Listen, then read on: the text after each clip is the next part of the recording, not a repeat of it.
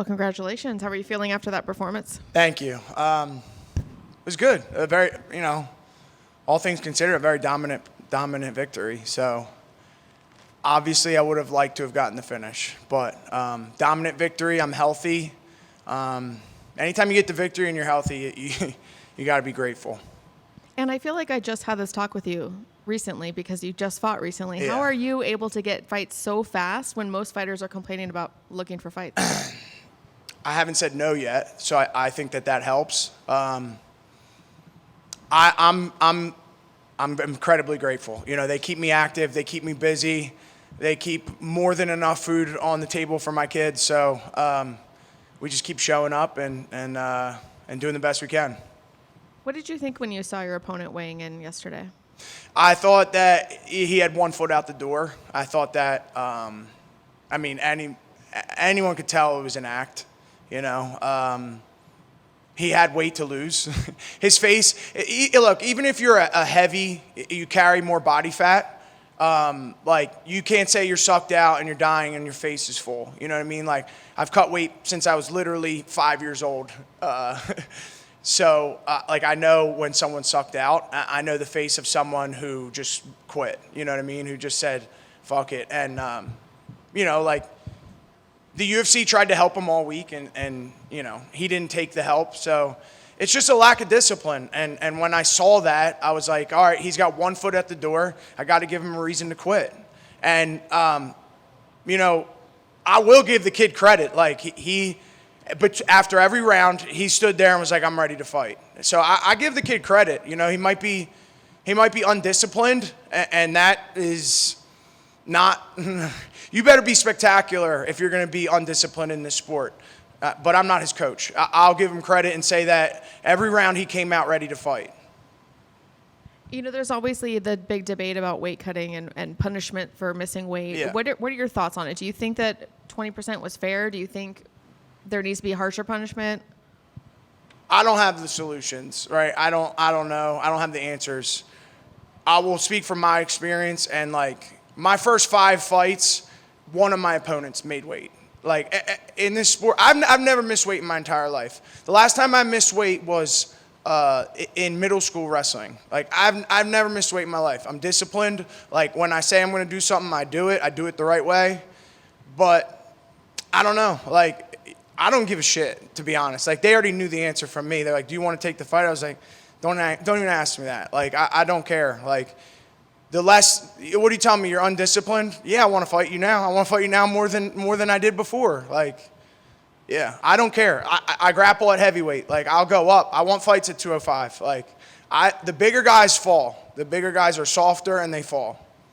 I think a lot of people fans were a little shocked that he was cleared. Yeah. Which, based off what you said about right. Seeing him on there and maybe it was a little act. Do you think that's why he was cleared? Maybe because it was an act. When the doctor was there, he was fine. Yeah. You're distracted by the fight too, aren't you? This is the good fight. So what's next for you? When would you like to fight again? When they call me, I say yes. So that's up to the UFC whenever they. I'm excited though. You know what I mean? 2 wins in a row. I'm excited to see who they give me next. I think that there's a lot of fun matchups, but we'll see. Yeah, we'll see. Give me one of those fun matchups. I'm not going to keep saying the same name over and over.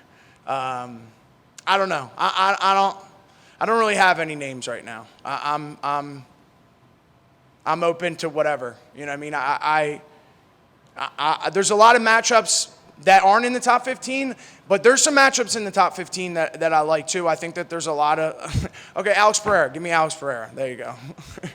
Yeah, there's a lot of guys that can't grapple at the top. You know what I mean? Thank you. Speaking of grappling, are you going to do any grappling anytime soon? Yeah, I would love to. You know the date? Yeah, October. There's a Fury card in October. But I'm open to any promotions that have any fun matchups for grappling. I'll grapple anyone. I don't care. Any weight, any style, I don't care. I know Karate Combat does grappling. I know Craig Jones has grappling.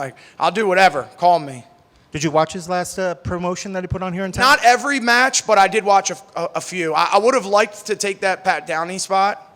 He got that last fill-in against Rockhold. I would have loved that. Like, that would have been, yeah, I like that. You know, I like doing the grappling. I just wish there was more opportunities for me. I was going to say, even speaking with that, now that Craig started doing his thing, it certainly seems like the grappling is starting to grow more. There's more opportunities out there as well. Who's the 205-pounder that just got a fight? UFC one? Yes, our God damn it, black guy. Khalil Roundtree. He said he wanted. Yeah. He's like, I want more grappling matches. Then he got booked for the fight, but I would love that. Like, more grappling matches, 205, 85, heavyweight. I'm here. I was gonna say, I think your last one was at 200. So you like wrestling heavy? My last one was at heavyweight. Yeah. Do you feel strong at that? Do you feel quicker? Or I just why go up? Heavyweights are fun. Like, it's more exciting. Like, people are like, oh shit, like, yeah, let's go. That's awesome. Yeah, dude, like the old Pride days, it was, you fought any weight, didn't matter. Like, I'm big and I'm not like a little guy. Like, I'm not like 165 asking to go against heavyweights. Like, I can get to 220. If I'm 220 and a heavyweight's 250, that's nothing to me. You know what I mean? My training partner's Sean's 240. What do you diced up. What do you cut down for this? Like, what's your typical fight week cut down? Or not fight week, but for a fight. I only had 6 weeks. I think it was 6 weeks from my last fight. So I fought, when was the Denver card? 7 weeks ago? Something like that. Yeah, so I didn't have time to get big, right? We jumped right back into camp right away. So I think I only got up to like 208. But this was one of the first camps where I water loaded like the right way. And made a huge difference. That's awesome. Yeah. I guess one last one. When's your next commentary gig? You actually have a pretty decent talent for it. I've actually seen the shows. My boy Morgan says that you're top notch. John Morgan's a good dude, man. He always, obviously he knows his shit. Like he knows what he's talking about. He always comes and has me prepared. You know, he's got my cheat sheet ready. I do the research before. I love commentating. Like, I've commentated the CFFC cards a bunch. I'm always available for commentating if there's any other promotions.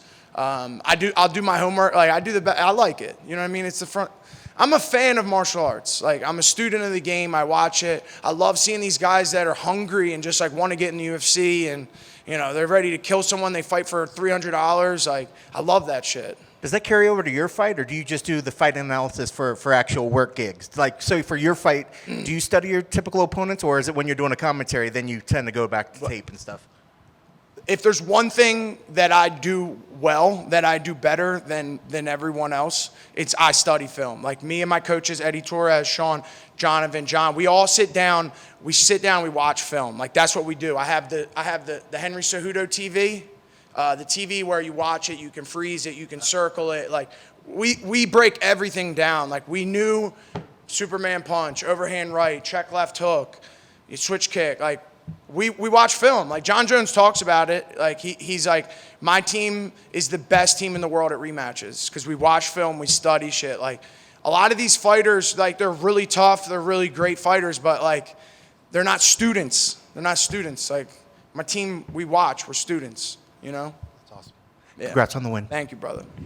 Awesome performance. That 30-27 speaks for itself. Just curious, what were you cutting weight for at 5 years old? I wrestled since I won my first wrestling tournament when I was 4 years old. And funny story, my dad wasn't like big on cutting weight. So like, I don't want to paint him out to be like this monster, but whatever. So he wasn't huge on cutting weight, but I did have a tournament. I was in 4th grade, and I had a tournament, and it was like I couldn't eat lunch that day to make weight. Well, like, you know, I wasn't like cutting massive amounts of weights. It wasn't unhealthy. I just had to skip a meal. And of course, like the teacher calls the principal. Next thing you know, DIFUS are having a whole meeting, whole student meeting with the principals. And they think I'm being abused, but no, I mean, I literally been wrestling since I was 4 years old. Like, my dad was a coach. That's when I won my first wrestling tournament. And, yeah.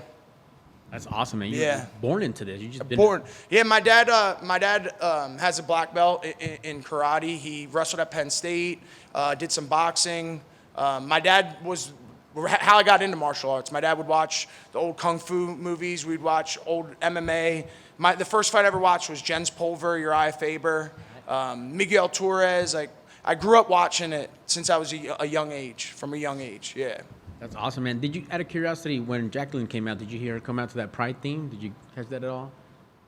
When Budka? Tonight, when Jacqueline walked out, I think she. The fight after yours. Nah, I didn't see it, bro. Yeah, it's awesome. It's just so nostalgic when you hear that. She came out to the Pride song?